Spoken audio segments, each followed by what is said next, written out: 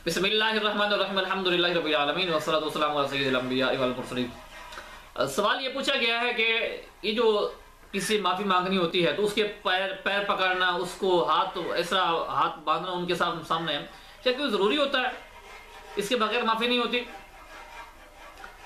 देखें, माफ़ी मांगने के लिए हाथ जोड़ना, पाँव पकड़ना ये कोई ज़रूरी नहीं है, बल्कि ये नाजायज़ है। और जो बंदा कहता है कि मेरे हाथ पकड़ो, मेरे पाँव पकड़ो वरना फिर मैं माफ़ी दूंगा, तो ये उसके अंदर तकब्बुर है, ये तकब्बुर की अलामत है। माफ़ी क्या होती है? जो आपने काम किया है ना, जो काम आपने किया है, गलत काम किया है, उसके ऊपर अपने ऊपर शर्मिंदगी जाहिर करना कि ये काम मेरे से जो हुआ है ये सही नहीं हुआ, तो शर्मिंदगी का इजहार करते हुए उसको मान लेना और उससे कहना आइंदा ये काम नहीं होगा, तो ये होती है माफ़ी। देखिए, माफ़ी का माना क्या होता है? अल्लाह अकबर, किसी कसूरवार और खताकार का अपनी खता का एतराफ़ करके उस पर नादिम और शर्मिंदा होना और उस पर गैर मशरू तौर पर माफ़ी तलब करना, ये माफ़ी होता है। ठीक हो गया? और एक होता है माजरत। माजरत ये होती है कि किसी का अपनी गलती को, जो भी उनसे गलती हो चुकी है या कोई उसके गलती करने पर कोई उज़्र पेश करना, कोई जवाब या मजबूरी को पेश करना और अपने लिए रियायत का तलबगार होना, ये होता है माजरत।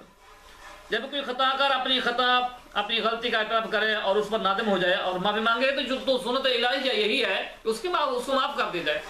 तो ये हाथ जोड़ने वाला जो तरीका है ये ठीक नहीं है, पाँव पकड़ने वाला जो तरीका है ये ठीक नहीं है, ये तकब्बुर की अलामत है। सिर्फ नादिम होना और माफ़ी मांगना के जुबान से कह देना कि मैं अपने काम के ऊपर शर्मिंदा हूँ, ये काम मुझे नहीं करना चाहिए, तो मैं आइंदा ये काम नहीं करूँगा। नादिम होना, शर्मिंदा होना, उसके बाद ये अल्फाज कहने से ही माफ़ी हो जाती है। देखिए, अल्लाह के बारगाह में जब हम गुनाह करके जाते हैं तो क्या कहते हैं? या अल्लाह पाक, हमसे ये गलती होगी, ये भूल हो चुकी है, या अल्लाह पाक हम इस पर शर्मिंदा हैं, तेरी बारगाह में हम रुजू करते हैं, या अल्लाह पाक हम तौबा कहते हैं कि आइंदा ये काम कभी भी नहीं करेंगे। तो ये अल्लाह ताला उसकी, अगर वो पक्के इरादे से करता है तो अल्लाह ताला कबूल फरमा लेता है उसकी तौबा को।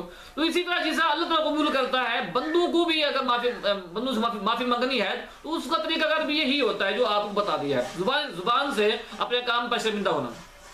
बाकी हाथ जोड़ना, पैर पकड़ना, ये नहीं होना चाहिए, इसको शरीयत ने मना किया है और इसको शरीयत ने पसंद भी नहीं किया है।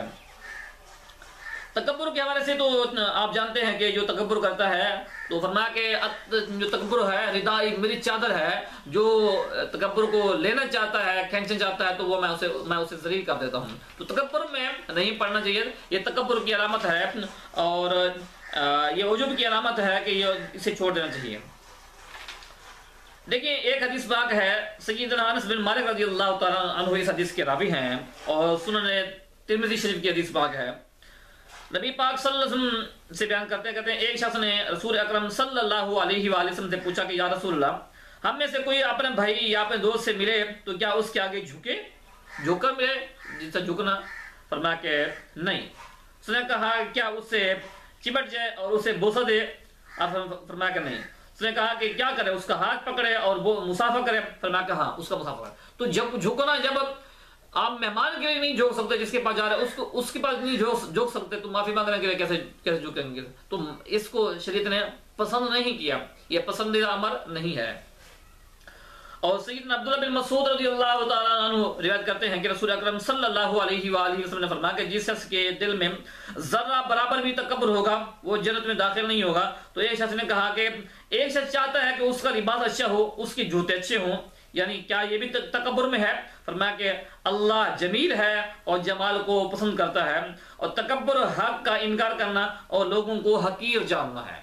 तो यहाँ पर आप देख लीजिएगा, जो लोग जुबानी कलामी जो तौबा है, जुबानी कलामी माफ़ी है, माज़रत है, उसको नहीं कबूल करते, कहते हैं कि नहीं, मेरे पाँव में पटका रखें, मेरे आगे हाथ जोड़ें, गिराएं, फिर मैं माफ़ करूँ, फिर मेरी मर्जी है माफ़ करूँ या ना करूँ, तो ये बिल्कुल नाजायज़ है, ये तकब्बुर की अलामत है जिसके बारे में आप वाइद सुन चुके हैं। तो लिहाजा अगर कोई बंदा कोई गलत काम कर लेता है, गलती कर लेता है, तो माफ़ी मांगता है और शर्मिंदा होता है, तो उसकी माफ़ी को कबूल कर लेना यही सुन्नत इलाहिया है। जी।